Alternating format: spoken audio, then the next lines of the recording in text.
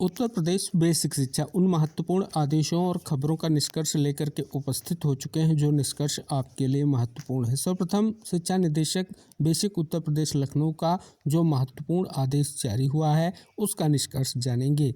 विषय रिट याचिका संख्या ए 15,566/2025 श्रीमती लीला सिंह चौहान बनाम उत्तर प्रदेश राज्य व अन्य में गठित समिति की बैठक आयोजित किए जाने के संबंध में महोदय कृपया उपरोक्त विषय शासन के पत्र संख्या दिनांक 10 नवंबर 2025 का संदर्भ ग्रहण करने का कष्ट करें, जिसके द्वारा माननीय उच्च न्यायालय इलाहाबाद में योजित रिट याचिका संख्या ए 15,566/2025 में दिनांक 16/10/2025 को माननीय उच्च न्यायालय द्वारा पारित आदेश के अनुपालन में विचार विमर्श हेतु गठित समिति की प्रथम बैठक दिनांक 13/11/2025 को मध्याह्न 12 बजे अपर मुख्य सचिव बेसिक एवं माध्यमिक शिक्षा विभाग उत्तर प्रदेश शासन की अध्यक्षता में उनके कार्यालय कक्ष संख्या 63 एवं 64 प्रथम तल नवीन भवन मुख्य भवन उत्तर प्रदेश सचिवालय लखनऊ में आयोजित की गई है।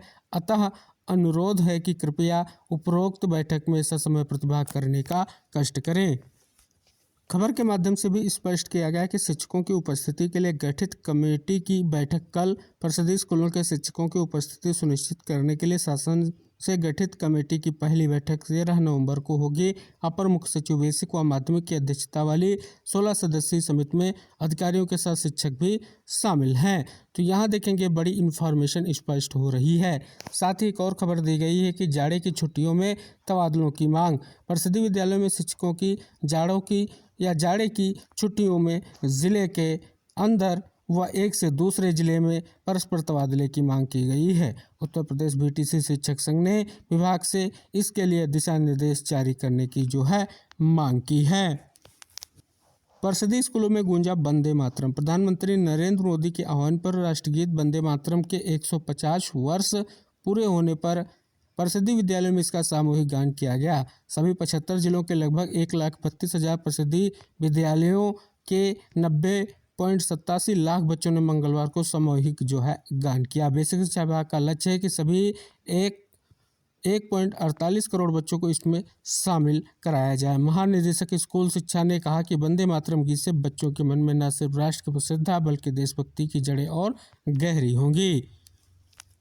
यहाँ भी देखेंगे राष्ट्र प्रेम की चेतना को स्थायी बनाने का प्रयास।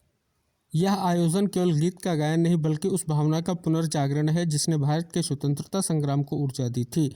वंदे मातरम के माध्यम से हम बच्चों में राष्ट्र प्रेम की चेतना को स्थायी बनाना चाहते हैं।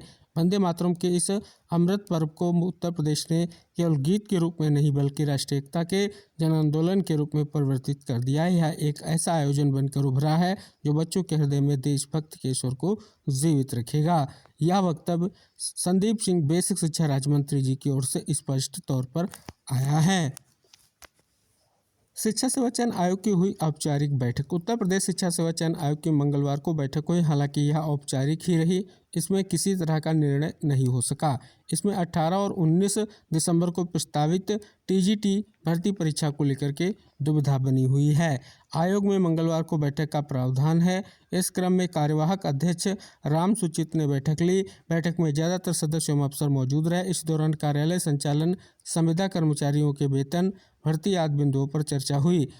असिस्टेंट प्रोफेसर भर्ती के साक्षात्कार, शिक्षक पात्रता परीक्षा, टीजीटी भर्ती परीक्षा जैसे बिंदुओं पर चर्चा नहीं हुई। उधर आयोग में नए अध्यक्ष की नियुक्ति को लेकर के कई तरह के चर्चाएं होती रहीं। अध्यक्ष की नियुक्ति में देरी के कारण यह भी चर्चा रही कि पूर्व में लिए गए आवेदनों में से कोई योग्य नहीं पाया गया। अध्यक्ष पद के लिए अब दोबारा विज्ञापन जारी हो सकता है। यहाँ भी देखेंगे उत्तर प्रदेश शिक्षा सेवा चयन आयोग को जल्द ही नया अध्यक्ष मिल सकता है। इसके लिए आयोग के अध्यक्ष पद पर चयन के लिए पात्रता को विस्तारित किया गया है। अब राज्य सरकार में प्रमुख सचिव या उसके समकक्ष पद पर होने या इस पद पर रह चुके व्यक्ति को भी अध्यक्ष बनाया जा सकेगा। इसके लिए उत्तर प्रदेश शिक्षा सेवा चयन आयोग अधिनियम 2023 में संशोधन के प्रस्ताव को मंगलवार को कैबिनेट बाय सर्कुलेशन के जरिए मंजूरी दे दी गई। इस पद पर एक वरिष्ठ पूर्व IPS अधिकारी को लाए जाने की चर्चा है। डीएलएड अभ्यर्थियों को परीक्षा में शामिल होने के लिए एक और मौका। इलाहाबाद हाईकोर्ट ने पूर्व में परीक्षा से वंचित रह गए डीएलएड अभ्यर्थियों को एक और मौका दिया। कोर्ट ने इसके लिए पोर्टल खोलने का जो है आदेश दिया। आदेश न्यायमूर्ति दिनेश पाठक की एकल पीठ ने बरेली निवासी की अवमानना याचिका पर दिया है। खबर अमेठी डिस्ट्रिक्ट से कि बेसिक शिक्षा विभाग में आउटसोर्सिंग के तहत 137 स्पेशल एजुकेटर की भर्ती के लिए 4 माह बाद भी अफसर सक्रिय हुए हैं। अभ्यर्थी नौकरी के लिए लगातार विभाग के चक्कर लगाते रहे, जिसके बाद दोबारा मंगलवार को काउंसलिंग शुरू हुई। अब उम्मीद जताई जा रही है कि जल्द ही योग्य युवाओं को नौकरी मिलेगी और वे बाल वाटिका में शिक्षा का बेहतर माहौल बनाएंगे। परिषदीय स्कूलों में पेंटिंग से आकर्षक दिखेंगे भवन। यहाँ पर देखेंगे स्पष्ट तौर पर जिला बेसिक शिक्षा अधिकारी की ओर से वक्तव्य आया है कि पीएम श्री स्कूलों को योजना के तहत धनराशि भेज दी गई है। निर्देशानुसार कार्य कराकर उपभोग प्रमाण पत्र उपलब्ध कराने के लिए कहा गया है। अगर इसमें किसी भी प्रकार की लापरवाही मिली तो कार्रवाई की जाएगी। आंगनबाड़ी कार्यकर्तियों को करे प्रशिक्षित। राज्यपाल ने सिद्धार्थ विश्वविद्यालय में आंगनबाड़ी संसाधन किट व लाभार्थियों को प्रमाण पत्र वितरित किए। जिला बेसिक शिक्षा अधिकारी प्रयागराज का महत्वपूर्ण आदेश है। परिषदीय शिक्षक शिक्षणेतर कर्मियों के चयन वेतनमान संबंधी प्रकरणों के निस्तारण हेतु मानव संपदा पोर्टल के नवविकसित मॉड्यूल्स के माध्यम से स्वीकृत किए जाने के संबंध में ये आदेश जारी किया गया है।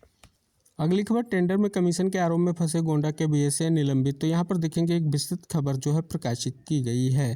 तो ये थी कुछ महत्वपूर्ण खबरें, उनका निष्कर्ष। उम्मीद है वीडियो आपके लिए हेल्पफुल रहेगा। वीडियो को शेयर कीजिए, चैनल को सब्सक्राइब कीजिए। मिलते हैं नेक्स्ट अपडेट के साथ, तब तक के लिए टेक केयर, बाय बाय साथियों।